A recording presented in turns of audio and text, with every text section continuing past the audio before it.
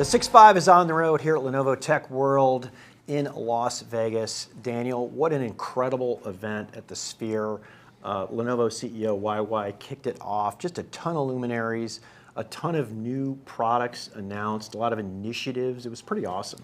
It was a great event, Pat. It was really good to be there, to take it all in at one time, have so many of the key thinkers of our industry. I like the word luminary, that's good, but you already used it. All there sort of swapping stories and talking about what the future is going to look like. This is a big year for AI. No, it's huge, and whether it's literally from pocket to cloud and everything in between, AI is definitely you and I are definitely, it's not a bubble. I mean, we haven't even seen true deployment yet, aside from certain chatbots and certain agents. So it's barely being used, especially on the data in the.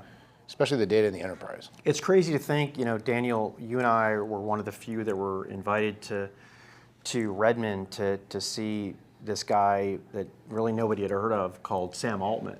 And Satya was there and they announced it. And it's funny, I don't know if you had this, I was sitting here thinking, wow, this is great for recipes, but how am I going to do this for enterprise? Data is going to be the biggest issue that's out there. And every year, in every research we do, and I was in London and did an advisory board for a vendor, and sure enough, data was like number one or number two still 4 years later. So data management and then complexified, is that a word? It is now. It's not across hybrid AI, regardless of where it is going to be a challenge. And here we have Vlad from Lenovo to chat about data. Great. Vlad, how are you doing? I'm doing great. It's great to see both of you. Yes, I know we were at supercomputing together, rocking it here, and here we are once again doing what we do, go to events, doing videos, and having a good time. Well, thanks, and thanks for coming last night. I mean, I think, like you guys said, it was really kind of a visionary event that YY and all of the industry leaders really talked about where the future of AI is heading and where Lenovo's aligning to those types of visions. Yeah. Was there a part that just blew your mind? The Gwen Stefani concert? Yeah. That was good. Okay. Actually, I was trying to figure out how AI fits into that, but that was actually just a good close. Yeah. Well, I mean, we've got to AI wash everything, right? That's including music. Well, the thing was, she wasn't actually there. She was. No, it was a hologram AI bot of Gwen Stefani, and it's so lifelike and real. It even fooled you. And that's how advanced Lenovo is today. Like Madame Tussauds Wax Museum. You didn't know if it was real or not. So. Well, listen, we started talking a little bit about data, and I think, Pat, before even AI, every company's been talking about this data thing for like 2 decades, the big data era. Remember this? Garbage in, garbage out back in the 80s. And AI really only, made this problem larger, right? Yeah. More data being created more quickly that now needs more compute. Networks are more complex, needs more power in order to do anything. And by the way, the board pressure top down is even bigger than before. That's so, 95% of the world's data is behind the firewall. Yeah. Only 1 or 2% of enterprise data has even touched AI yet. So these are the kind of the overarching statistics, Vlad. But why has this gap been so hard to fill? Everyone knows their data is what's going to make AI useful, but it's like we keep saying this and years go by and nothing changes. That's right. And I think part of this is when you look at data has been the crown jewels of every enterprise for the last 30 years. Where your data resides, the security of that data, the privacy of that data, the way that data pipeline has been filled and utilized by application sets over the last 30 years has not changed much. Right? You look at block, you look at file, you look at what's secure, what can be accessed, what cannot be accessed. And now you have this complete new architecture with AI of what do you want to start analyzing, doing, and really kind of creating a pipeline for where you're using data pipelines and models that today are completely unstructured, that may be at the edge, they may be in the cloud, they may be in a private cloud. And so you're seeing this hybrid architecture between the three where the traditional data models and the traditional data pipelines, they don't comprehend that today. And what I think you see is that current architectures and current IT server storage traditional deployments are not working because the data, as big as it is, as unstructured it is, as quick as you need access to it and analyze it, are not designed, they were not designed 15 years ago to take advantage of what AI looks like today. So with that said, where are they underestimating what it takes to pull this together? Because we keep, it's funny, we talk about data lakes, we talk about a data lake house, we talk about, your point on unstructured data is huge, right? We kind of figured out structured data, columnar, X, Y axis, figured that out. But why are enterprises underestimating it? Or are they not underestimating it, and it just takes time to, let's say, put in a holistic data fabric that touches everything? Yeah, I think today with AI, what is still not defined yet at the enterprise level is what is the business outcome that most CXOs are looking for. And if you don't know what your outcome is, you have no idea what data lake you need. And so what I see happening is there's a couple trade-offs that are happening right now in the market that every CIO I talk to, they talk about cost versus complexity. They talk about governance versus frameworks. They talk about, how do I look at software-defined versus traditional architectures? And today, because you don't have that outcome, you don't really know what that pipeline to fill that outcome is really going to look like. And then you start thinking about, okay, well, if speed's important, is it cost as no object? Or if you really want it to be flexible and remote at the edge, now you have to start thinking about what's your network architecture going to look like to actually frame this entire environment.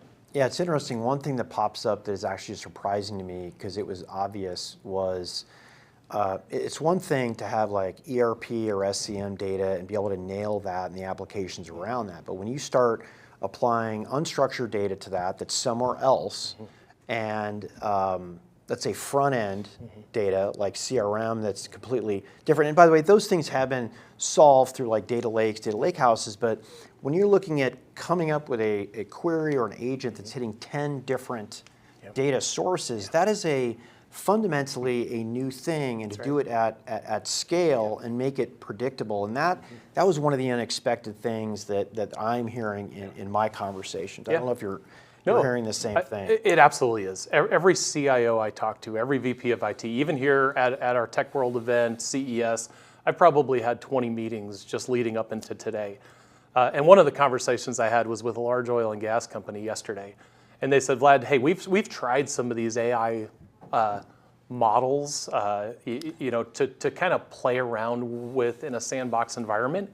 And then when we actually went to something at scale, we found out that, boy, we are just completely underestimating the complexity of this hybrid environment of edge, cloud, on-prem. Because even if you try a POC, you don't get your efficiencies until you get to scale. And with AI, you have so much data, you don't know what your scale is. Sure. And so there's a lot of complexity here that I think from a Lenovo perspective on how we look at the market, hey, where can we help? First of all, you can't just utilize your existing infrastructure that you have today. You can't use your existing networking architecture that you have today. Compute, storage, network, security, permissions, it's all going to change. It's all going to change, and you need to look at what is this new hybrid AI environment that's going to take a look at where your data sits, where it resides, where you act upon it, where you analyze it, how do you protect it. That's where this new thinking has to really start with CIOs. Right. So these are the foundational shifts. You kind of actually read my mind of what I was going to ask you about. But like, you've got these different environments. Data is being created at rapid breakneck pace in data center, core enterprise IT, and of course at the edge. All these things are happening at once.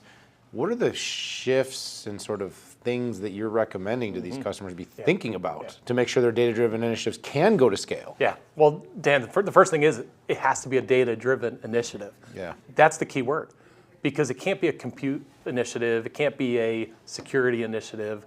It can't be a performance initiative. The thing that we have to figure out is what is that data outcome. And the way we look at it, it is this hybrid environment. If you need real-time inference at the edge, well, you have to figure out what your edge architecture is going to look like for that data. But if you're going to need burst capacity where you can't, it's so much data that you can't do it at the edge because you either don't have the power going to your edge data centers or you don't have the compute from a GPU scale perspective, and you've got to go burst back into the cloud.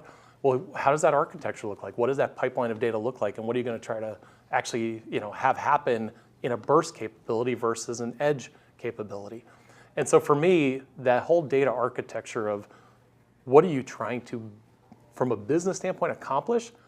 And then what are your budgets? What does your architecture look like? What does your data scientists engagement look like? There's so many different combinations of this, and it's complex. Today when we think of AI, it's been large language models, frontier models, big burst neo-cloud capabilities. Now we're starting to talk about enterprise.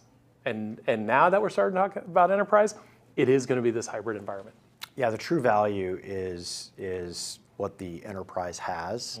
And I don't think it took us a long time to get there. I think what took us a long time was how do we bridge the gap between all of this hyperscaler and neo-cloud excitement with how you blend that with true enterprise outcomes. And so I want you to get really practical here. And what are some of the trade-offs that you can't have everything, right? I want a pony, but I may not get it.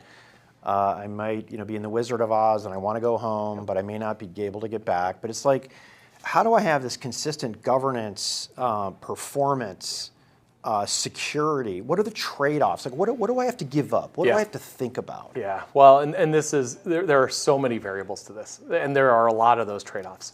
For me, governance, security, data sovereignty, every CIO has to think about how do I protect my data, because just that's like a non-negotiable. That's a non-negotiable. That's not a trade-off. That's right. That's right. Baseline. That's right. But what I see happening is people are negotiating right now, saying, "Hey, if I need my budget to go re-architect my network, storage, compute solution for AI, what can I cut?" And so people need to remember there are some non-negotiables, because once your crown jewel of data gets compromised, you're in a really, really bad position for the business. So from my perspective and from a Lenovo perspective, that data sovereignty security aspect is something that you can't trade off. Now when you start looking at things like performance versus cost, this is where, what is, there could be a situation where too much data analysis actually becomes a detriment because you're paying for things. Expensive. It's too expensive. Yeah. That's right. And so how do you make sure you understand, what's the parameter sizes of the variables that I'm looking at? And how do I make sure I design to it the right way? Do I go an RTX 6000 route, or do I have to go down a GB 300 route? Right. And those are some of the things that Lenovo can come in and talk about to say what you're trying to do. There's been this FOMO for CIOs over the last 2 years saying, I need to buy the GPU with the biggest capacity. And what you're figuring out is you're just wasting power. You're wasting energy. You're not getting done what you need to get done. And so really kind of frame it down for what is your application size to where you hit a point of diminishing returns, and then act on that cost profile based off of the return you want to see there. Sounds like something that you could probably solve with a combination of quantum and HPC. Yeah. I'm not joking. Like there's a real all the optimizations. That's what quantum's good at. So, anyways, probably in 10 years, by the way. So let's do the kind of the speed round finisher here. Sure. Okay. The companies that are going to succeed with data, the companies that aren't. Yeah. What's going to separate them? Yeah, I think companies that are going to succeed with data are the ones that know what they're trying to accomplish as a business outcome. If you know what your business outcome is and how you are going to use that as a strategic differentiator for the value of your corporation, those are the ones that are going to win. Yeah. The companies that are not going to win are the ones that are going to say, or who are being told by their board or their CEO, hey, you need to show that we're an AI company. And they have no idea where to go. Yeah, the same companies that said, hey, I want to buy 12 AIs, right? Now they want 13. Yeah, exactly. Yeah. And we've seen it. I've seen it from CIOs from some of the largest corporations in the world. 3 years ago, they were talking about, I'm going to build my own LLM. Well, guess what? Many of those CIOs shifted very quickly when they realized what the complexity and the cost and the people resource of that was going to really require. And by the way, that's one of those trade-offs. Yeah. What can I open source? That's right. When can I do it more efficiently in the cloud? When do I need to own the infrastructure? That just goes to that. So, Vlad, I want to thank you so much for joining us here. It's always fun to have these conversations. Same. Great to see you guys. Good to see you Thanks too. so much. Thanks. Thank you, everybody, for being part of this 6.5. We are on the road here in Las Vegas, Nevada at Lenovo Tech World 2026. Check out all our other content, all other episodes here at Lenovo Tech World, and of course, all the great content on the 6.5. But for this episode, it's time to say goodbye. See y'all later.